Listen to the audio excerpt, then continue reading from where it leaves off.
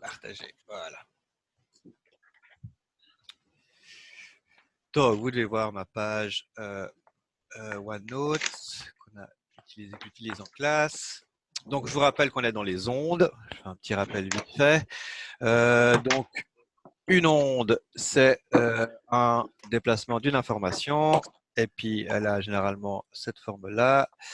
Donc, une onde, c'est quelque chose qui se déplace. On a vu qu'il y avait une vitesse. C'est une information de l'énergie qui se déplace. Nous, on va regarder les ondes périodiques. C'est des ondes qui se répètent, qui se déplacent. Dans ces ondes qui se répètent, on a vu qu'il y avait certaines grandeurs qui étaient intéressantes. La taille de l'onde, qu'on appelait la longueur d'onde, ou le temps qu'il y avait entre deux sommets, qu'on appelait la période. Et puis le troisième paramètre qui était important, c'était la fréquence. J'ai pas mon stylet habituel, donc c'est un autre truc et je vois pas où j'écris. Donc c'est pour ça que j'ai l'air d'avoir une écriture d'un gosse de 2 ans. Sur ce coup-ci, vous serez intelligent. Donc ça, c'est ce qu'on avait vu. Et puis il y avait encore un troisième paramètre qu'on appelait la fréquence. Ça nous sera utile pour après, qu'on appelait qu'on notait la lettre F, et puis dans tout ça, on avait une formule qui reliait ces trois paramètres, qui était la formule de base en mécanique, la notion de vitesse. Vitesse était distance sur temps. Donc dans le cadre des ondes, on avait que la vitesse de l'onde, c'était la distance longueur d'onde sur le temps, la période, ou on pouvait écrire que c'était la longueur d'onde fois la fréquence. Donc ça, on était resté un peu une dernière fois. On avait commencé à voir les ondes stationnaires. On va regarder ça un peu plus en détail. Alors, une onde stationnaire, c'est quoi? C'est quand on a deux ondes qui interfèrent. Généralement, il y a une onde qui va dans un sens et une onde qui va dans l'autre sens. Et ces deux ondes, quand elles se rencontrent, elles vont se superposer. Donc le principe de superposition, on l'a vu, c'est simplement l'addition des deux ondes. On avait un petit schéma quelques pages avant dans le polycopier. Je vous remets à la page 13. Donc on avait cette interférence qu'on appelait constructive, qui est la page 12, où quand les ondes s'additionnaient, quand deux maximums étaient ensemble, on avait une onde plus grande qui apparaissait. Et puis, les autres interférences qu'on a vues, c'était destructif, c'était quand les ondes, quand le maximum d'une onde correspondait au minimum de l'autre, et quand elles s'additionnaient, ça s'annulait. Donc, ça, c'était les interférences, et on a vu que dans certains cas particuliers, on pouvait avoir des ondes qui avaient des interférences, qui avaient tout le temps les mêmes interférences, et on obtenait ce qu'on appelait une onde stationnaire. Alors, l'onde stationnaire, on va mettre la petite vidéo que vous pourrez regarder si ça marche pas. Alors, la petite vidéo, c'est par où que je vais aller la chercher. Tac. Non, on va faire différemment. Vous avez tous un navigateur Internet à disposition? Ou bien il y en a qui sont sur leur téléphone et c'est compliqué? Moi, je suis sur mon téléphone. Ok, alors, on va faire le test sur la vidéo. Donc, je suis désolé. On va regarder ce que ça donne. Je vais partager le son aussi. Voilà. Alors, je lance le truc. Ça dure 2 minutes. On regarde si c'est si ça marche. Si c'est pas clair, on la regarde différemment. Donc, c'était la différence entre une onde stationnaire qui est, comme son nom l'indique, statique, qui ne bouge plus, et une onde progressive qui avance. Et puis, pour avoir une onde stationnaire, on a une interférence de deux ondes progressives. Donc, la petite vidéo. J'espère que vous aurez le son. Sinon, je me rapproche du micro. L'onde stationnaire se distingue de l'onde progressive par le fait qu'elle ne se propage pas. Une onde stationnaire résulte de la superposition de deux ondes progressives de même fréquence qui se propagent dans des directions opposées. Pour comprendre cela, interposons un obstacle dans le milieu de propagation et imposons que le point de l'onde en contact avec l'obstacle, ici en rouge, reste fixe. L'onde incidente semble rebondir. Puis, c'est une onde stationnaire qui s'installe. Et c'est bien d'un rebond dont il s'agit. En résolvant les équations de propagation et en tenant compte de la condition limite imposée par l'obstacle, on démontre que l'onde incidente est totalement réfléchie, un effet miroir en quelque sorte. L'onde stationnaire est justement la somme de ces deux ondes progressives. L'onde incidente, qui se propage vers les X positifs, et l'onde réfléchie, qui est de même fréquence, de même amplitude, mais progressant dans la direction opposée. Cette somme de deux ondes doit être interprétée comme un phénomène d'interférence. Par endroits, les effets s'additionnent et l'amplitude est double. Ces points, où la vibration est maximale, se nomment les ventres. En d'autres points, les effets se neutralisent. Ce sont des nœuds de vibration.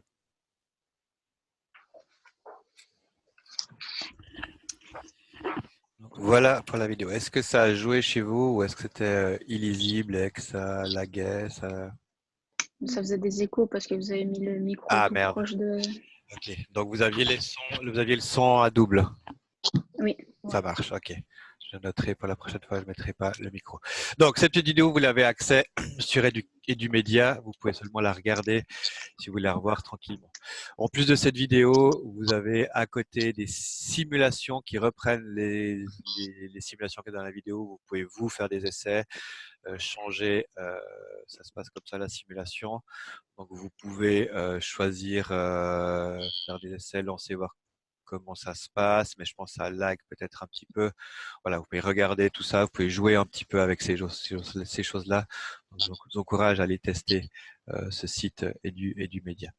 Donc, l'onde stationnaire, c'est une onde qui n'avance pas, qui oscille sur place, et généralement, son amplitude, elle est décuplée. Donc, ça, c'est ce qu'on avait vu déjà en partie avec le cours, il me semble, vu qu'on s'était arrêté à la page 19 dans le polycopier. Je vais essayer de suivre un petit peu ce qu'il y a dans le polycopier. Si vous l'avez sous les yeux, c'est très bien. Je vous avais fait au cours une petite expérience sur laquelle on faisait osciller une corde. Et la corde elle était tendue et puis on la faisait vibrer. Et puis il y a différentes formes de cordes qui apparaissaient pour différentes fréquences qui étaient un peu particulières. On avait vu que, et je vais pouvoir avoir là, j'ai pas là. On avait vu que si je prenais une corde, alors je vais partager cet écran. Voilà. Donc on avait vu que si on prenait une corde tendue, non c'est pas ça. Tac.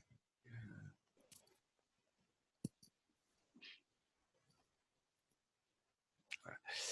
Si je prends une corde, donc ça c'est ma corde, et que je commence à la faire osciller à un endroit avec un petit vibreur, par exemple à gauche ici, on a vu que cette corde, elle avait pour certaines fréquences particulières une forme qui apparaissait. Cette forme, elle avait dans un premier temps cette allure-là. Voilà. Ensuite, si on augmentait la fréquence, on obtenait pour certaines fréquences, les autres fréquences entre deux, rien du tout. Mais de nouveau, à un moment donné, une fréquence particulière, on avait une oscillation qui apparaissait et on avait une onde stationnaire qui s'établissait dans la corde. Et cette onde stationnaire, elle avait à un moment donné cette forme-là. Nous, on voyait quelque chose de symétrique parce que cette onde, elle oscille tellement vite que notre œil n'a pas le temps de la distinguer à chaque instant particulier. Et puis, on a ce qu'on appelle une persistance rétinienne. C'est quand vous voyez une image, elle reste pendant une fraction de seconde imprimée sur votre rétine.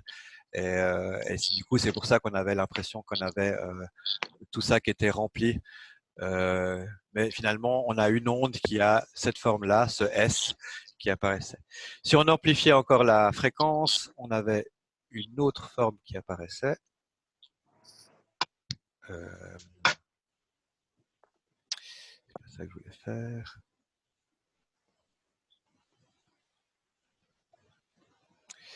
Donc, si je prends encore ma corde, et si j'amplifie la fréquence, ben, la troisième onde qui apparaissait, elle avait à peu près cette forme-là. Voilà. Donc, chaque fois, ce qu'on remarque, de nouveau, elle était symétrique.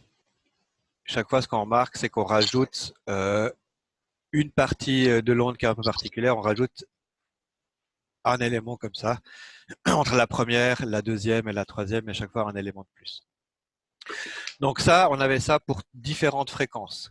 Alors là, je vais noter, ça c'était pour la première onde qu'on obtenait, ça c'était la deuxième, ça c'était la troisième, et ainsi de suite. Ça c'était pour une première fréquence, F1, ça c'était pour une deuxième fréquence, F2, et la troisième c'est pour une troisième fréquence, F3. Donc il y a ces petits indices, 1, 2, 3, 4. Généralement en maths, quand il y a quelque chose qui augmente, 1, 2, 3, 4, on note avec une petite lettre. Donc là, on va utiliser l'indice N. Donc N, c'est un nombre qui pourra prendre certaines valeurs, 1, 2, 3, 4. Dans tous les cas, on avait toujours la même corde qui oscillait. Cette corde, elle avait une grandeur, une longueur, et la longueur de la corde, à la base, c'était, je sais pas, 1 mètre, 2 mètres, peu importe. Mais cette longueur, elle était fixe. C'est la longueur L de la corde.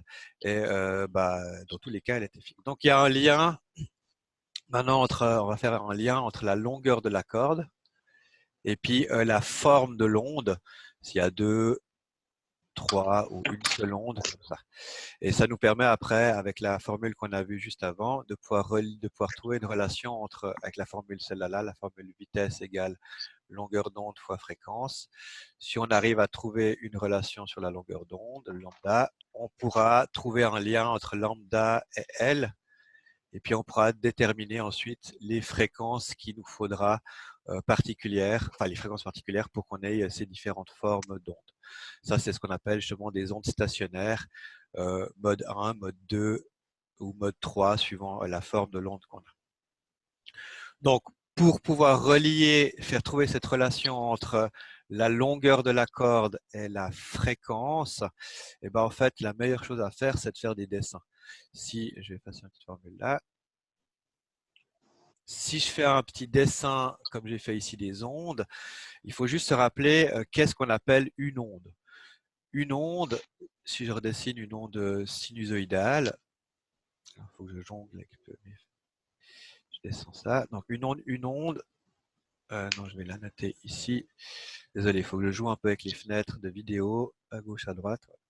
Donc ce qu'on appelait une onde, si je dessine une onde périodique, voilà, on avait dit qu'une onde, c'était, je peux prendre ça, c'était cette partie-là. C'est un peu gros, mais ça ira très bien. Voilà. C'était un S. Attendez, je vais changer de taille de stylo. Voilà. Ça, c'est ce qu'on appelait une onde.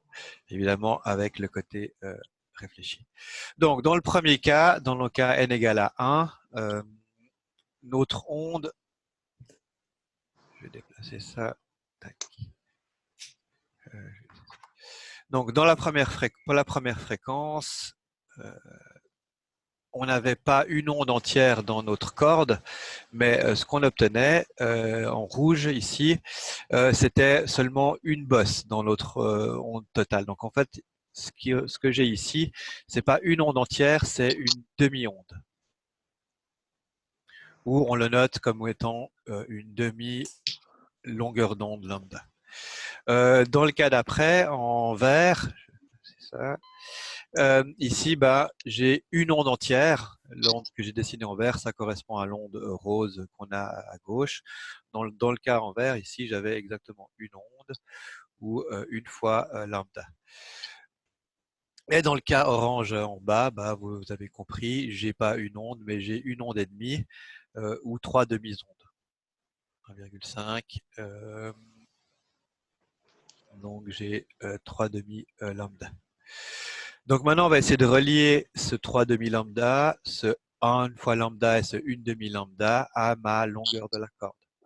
Donc, je peux écrire de manière générale que pour la première fréquence, mais l'idée c'est vraiment de relier la forme de l'onde, le dessin avec la formule. Donc, pour ma première fréquence, je pourrais dire que quand la longueur de la corde, elle correspond à une demi-longueur d'onde.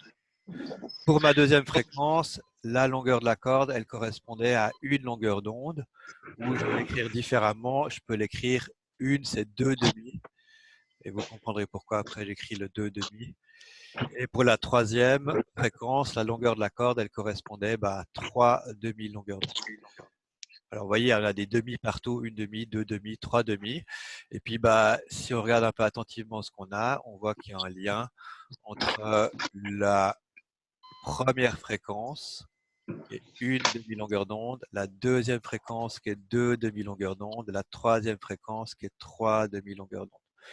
Donc, tout ça, on va pouvoir écrire de manière générale, avec l'indice petit n, justement. Oups.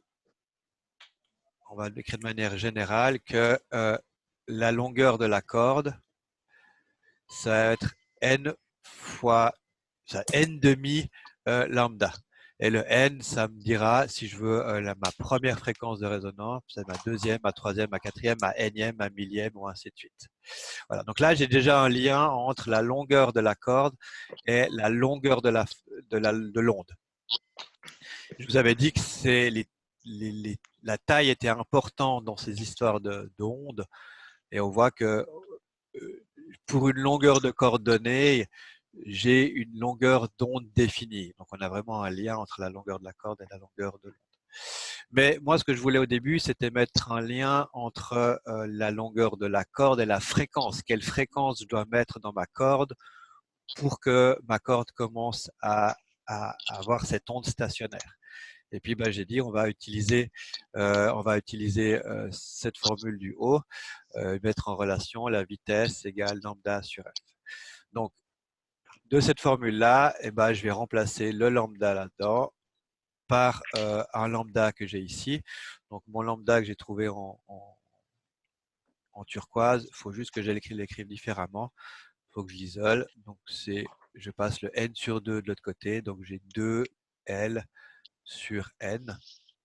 Et puis ça, je vais le mettre dans ma formule en rouge, donc du rouge. Donc tout ça, ça va me donner que la vitesse, ça va être égal. Donc, il est où mon curseur?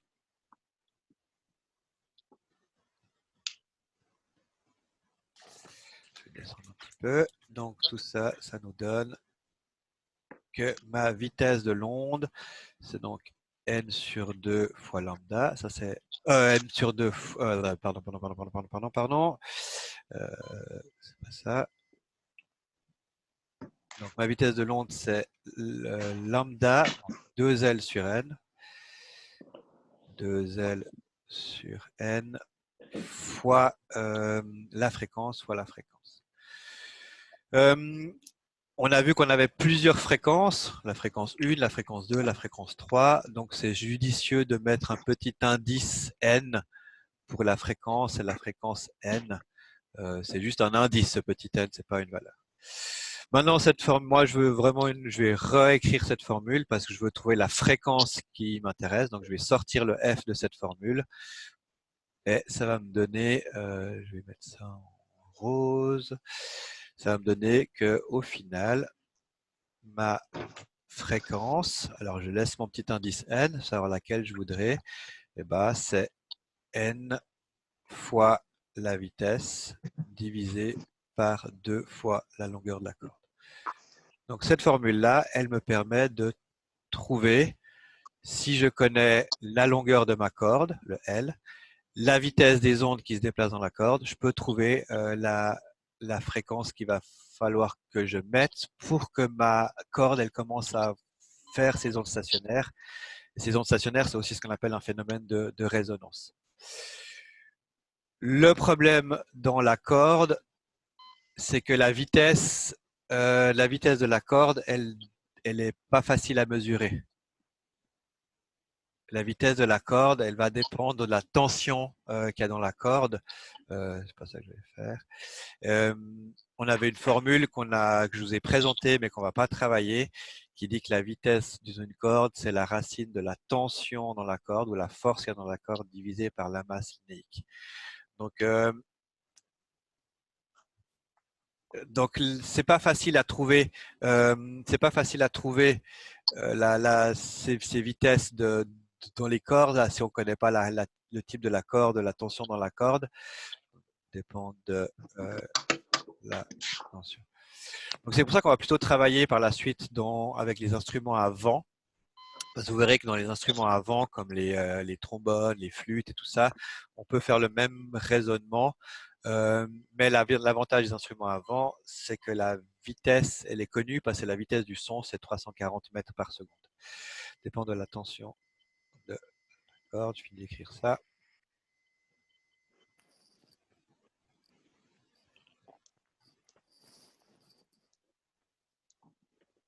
Voilà. Donc, cette formule-là que je viens de vous écrire, c'est la formule qui nous permet justement de, voilà, de déterminer à l'avance, si on connaît la vitesse des ondes, la longueur de la corde, de trouver la fréquence qu'on devra mettre pour que la corde elle le signe avec une certaine pour que la corde elle crée des ondes stationnaires.